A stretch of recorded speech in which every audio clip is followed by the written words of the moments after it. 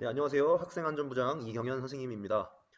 제가 영상을 찍는 이유는 가정폭력 및 아동학대 예방을 위한 교육을 하기 위함인데요. 여러분이 앞선 영상에서 시청하였듯이 또 얼마 전 국민을 분노하게 만들었던 정인이 사건에서 알 수 있듯이 가정폭력과 아동학대는 우리 주변에서 계속적으로 발생하고 있습니다. 현 상황에서 가정폭력 및 아동학대를 예방하고 대처하기 위해 우리는 무엇을 할 수 있을지 한번 생각해 봅시다. 자, 오늘 강의의 목차인데요. 한 차시에 모두 다룰 수 없으므로 중요한 내용 위주로 얘기하도록 하겠습니다. 먼저 사례 4가지를 소개해 드릴 텐데요. 이 사례들이 가정폭력에 해당할지 한번 생각해 봅시다. 첫 번째, 시장볼 품목, 가격까지 지정해서 명령하고 반찬 문제로 폭행을 한 경우가 있고요. 두 번째, 아들 부부가 아버지와 어머니를 투명인간 취급을 한 경우가 있고요. 10년간 가정폭력에 시달린 아내가 음주 후에 귀가한 남편에게 폭행을 당하여 잠든 남편을 살해한 경우가 있었고요. 사실혼 관계 중 이별 통보를 한 여자친구를 찾아가 폭행, 살해를 한 경우가 있었습니다. 자, 이 4가지를 좀 기억해 주시고요. 넘어가서 가정폭력에는 신체적, 언어적, 정서적, 경제적, 성적 폭력이 포함이 됩니다. 이게 가정폭력의 범위가 되겠죠. 그리고 가정폭력의 유형으로는 노인학대, 배우자폭력, 아동학대 등이 있고 친밀한 관계에서 다양한 폭력이 중첩되어 발생한다는 특징이 있습니다. 앞서 말한 4개의 사례는 당연히 이 노인학대나 배우자폭력, 아동학대 등에 포함이 되므로 가정폭력에 해당이 되겠죠. 가정폭력은 3가지의 특성이 있는데요. 첫 번째로 은폐성이라는 특징이 있습니다.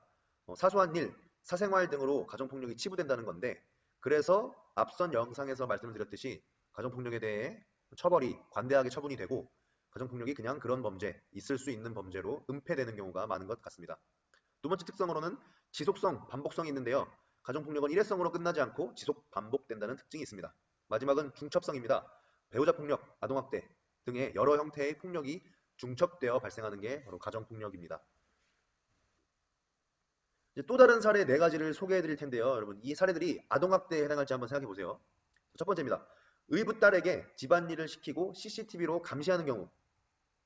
두 번째, 자녀의 틱 장애 치료를 거부하고 공부만 강요하는 경우.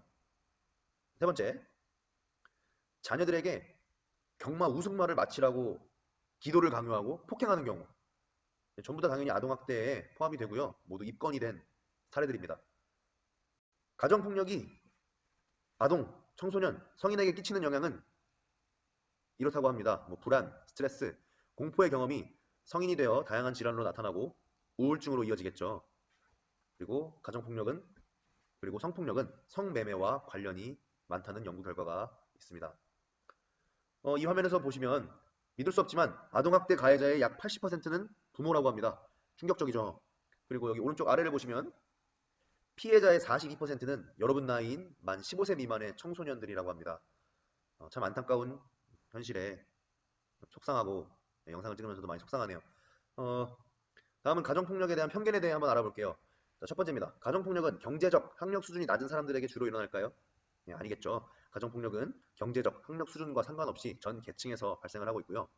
가정폭력은 개인적인 사생활 문제가 아닌 사회적인 문제이며 국가의 공권력이 개입해야 하는 문제입니다.